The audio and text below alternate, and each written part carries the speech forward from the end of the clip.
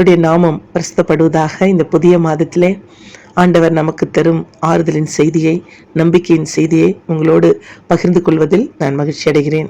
கடந்த 5 மாதங்களாக நாம் பெற்ற ஆசீர்வாதங்கள் எண்ணில் அடங்காதவை. பல சவால்களை சந்தித்திருக்கிறோம், பல வேதனைகளை சந்தித்திருக்கலாம். சில நேரங்களில் நாம் ஜெபித்த ஜெபத்திற்கு உடனே பதில் கிடைத்திருக்கலாம். சில நேரங்களில் நாம் ஜெபித்த ஜெபங்களுக்கு நீண்ட காத்திருத்தல் இருந்திருக்கலாம். சில கதவுகள் மூடப்பட்டிருக்கலாம், சில கதவுகள் திறந்திருக்கலாம். ஆனால் எல்லா சூழ்நிலைகளையும் தேவனுடைய கரம் நம்மோடு இருந்தது என்பதை நாம் விசுவாசிக்க அழைக்கப்பட்டிருக்கிறோம். எனவே இந்த புதிய மாதத்திலே நம் வாழ்க்கையில நடந்த கஷ்டங்கள், சங்கடங்களை கணக்கிடாமல் கடவுள் நமக்கு கொடுத்த கிருபைகளை நாம் கணக்கிட அழைக்கப்படுகிறோம். பயத்தை அல்ல, பதட்டத்தை அல்ல, விசுவாசத்தை தேர்ந்தெடுக்க கர்த்தர் நம்மை அழைக்கிறார். இந்த மாதத்திற்கு கடவுள் நமக்கு கொடுத்திருக்கிற ஒரு வசனம் ஏசாயா 40ஆம் அதிகாரம் 31ஆம் வசனம். கர்த்தருக்கு காத்திருக்கிறவர்களோ புது பலன் அடைந்து கழுகுகளைப் போல செட்டைகள் அடைத்து எழும்புவார்கள். அவர்கள் ஓடினாலும் இளைப்படையார்கள், நடந்தாலும் சோர்ந்து போகார்கள். இந்த வசனம் யாருக்காக கொடுக்கப்பட்டது? எந்த சூழ்நிலையில் கொடுக்கப்பட்டது? யூதர்கள் கடினமான காலத்தை எதிர்கொண்ட பொழுது தேவன் அவர்களுக்கு கொடுத்த ஆறுதலின் செய்தி. தங்களுடைய நாட்டை இழந்து ஒரு சிறை வாழ்க்கையிலே அவர்கள் பட்ட துன்பங்கள், கஷ்டங்கள், சோர்ந்து போயிருந்த வேளையிலே தேவன் நம்மளை மறந்துட்டாரோ?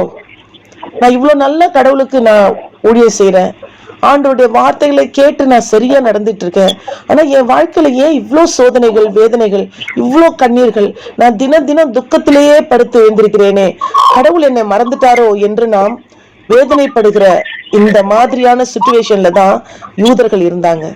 அந்த சூழ்நிலையில் ஏசாயா தீர்க்கதரிசியின் மூலமாக தேவன் அவர்கள் கொடுத்த ஒரு ஆறுதலின் வசனம். நான் உங்களை எப்பயுமே மறக்கல, நான் எப்பொழுதும் வல்லமை உள்ள தேவன், என்னை நம்பி நீங்க காத்திருக்கிறீங்க, நான் உங்களுக்கு ஆறுதல் எப்பயுமே தருவேன் அப்படின்னு சொல்லி ஒரு ஆறுதலின் செய்தியை அங்க கொடுத்தார். அதே ஆறுதலின் செய்தியை இந்த புதிய மாதத்திலே உங்களுக்கும் எனக்கும் தேவன் கொடுத்திருக்கிறார். நமக்கு சூழ்நிலைகள் நம்மளை நெருக்கலாம், கஷ்டங்கள், வேதனைகள் நம்மளை சூழ்ந்து கொள்ளலாம். ஆனால் கர்த்தருக்கு காத்திருப்பவர்கள் எப்பொழுதும் புது பலன் அடைவார்கள். கர்த்தருக்கு காத்திருக்கிறவர்கள் யார்?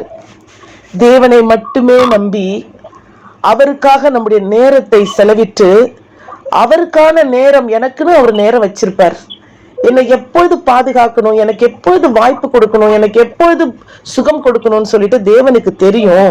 நான் எந்த சூழ்நிலையிலும் தடுமாறாம என்னை பலப்படுத்துகிற கிறிஸ்துவால் எல்லாவற்றையும் எனக்கு செய்ய பலன் உண்டு, விஜயம் கொடுக்கிற தேவனுடைய கரத்தை நான் பிடிச்சிருக்கேன்னு சொல்லிட்டு அவரை நம்பி அவருக்கான நேரத்திற்காக காத்திருக்கிறவர்கள் தான் கர்த்தருக்கு காத்திருக்கிறவர்கள்.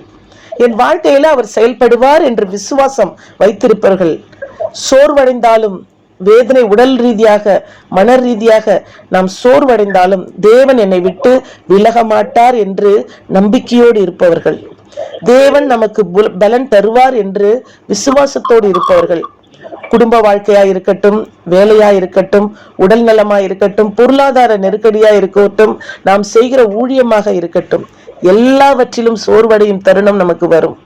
அந்த சோர்வடையும் தருணத்திலும் ஆண்டவருக்காக உறுதியாக காத்திருப்பவர்களுக்கு கடவுள் பெரிய காரியங்களை செய்வார். நம்முடைய வாழ்க்கையிலும் பல்வேறு சூழ்நிலைகள் நாம் எதிர்கொண்டிருப்போம்.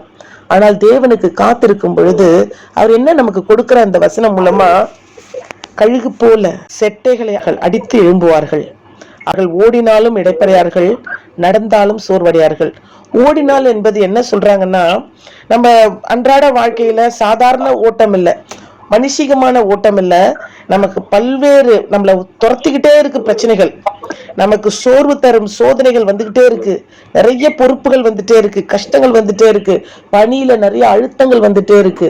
அப்படி நம்மை ஓட ஓட விரட்டும் அத்தனை விஷயங்களையும் நம்மளை சோர்வடைய வைக்காது, நமக்கு புது பலன் கிடைக்கும். கடவுள் மீது நம்பிக்கை வச்சிருக்கீங்களா? உங்களை சோர்விலே கடவுள் விடமாட்டார்.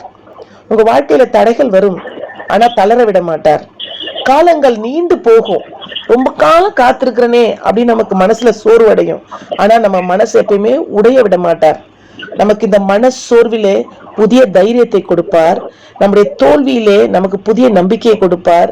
நம்முடைய காத்திருப்பிலே நமக்கு பொறுமையை கொடுப்பார். சோதனைகளிலே விசுவாசத்தை கொடுப்பார். வாழ்க்கையிலே நடக்கிற போராட்டங்களை நாம் எதிர்கொள்கிற வல்லமையை நமக்கு கர்த்தர் கொடுப்பார். கர்த்தருடைய கரத்துல நம்முடைய காரியங்களை நம்ம ஒப்படைக்கும் பொழுது நமக்கு ஒரு பெரிய ஆசீர்வாதம் கர்த்தர் கொடுப்பார். இது வெறும் ஒரு சாதாரண வெற்றியின் வாக்குறுதியா கடவுள் நமக்கு கொடுக்கல, ஒரு புதுப்பிப்பின் வாக்குறுதி.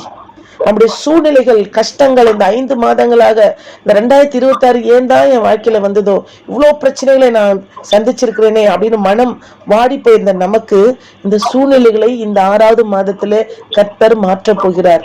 இந்த 5 மாதங்கள் காத்திருந்த நம்முடைய இருதயம், சோர்வடைந்த இருதயத்திற்கு இதை பலப்படுத்தி இந்த சூழ்நிலையை வெல்லக்கூடிய ஒரு புதிய சமாதானத்தை கர்த்தர் நமக்கு கொடுக்க போகிறார் என்கிற ஒரு புதிய நல் நம்பிக்கையை இந்த மாதத்திலே நமக்கு ஆண்டவர் கொடுக்கிறார்.